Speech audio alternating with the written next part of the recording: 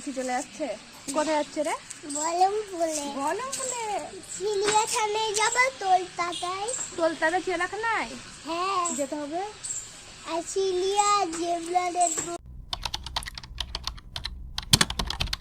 High, কেমন আছো তোমরা সবাই? এটা অনেক দিন আগেকার ভিডিও, মানে যখন আমি ভোটের ছুটিতে বাড়িতে গিয়েছিলাম তখনকার ভিডিও।